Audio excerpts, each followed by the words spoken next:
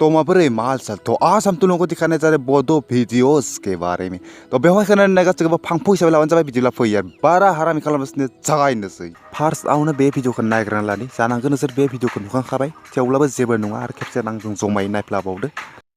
माखौ गल'ल' नायबाय थाखो लुगैबायसो खोमा बे नोंनि थाइनि फिसा फिसाखौ ना लुगैगोन बे जानो हाया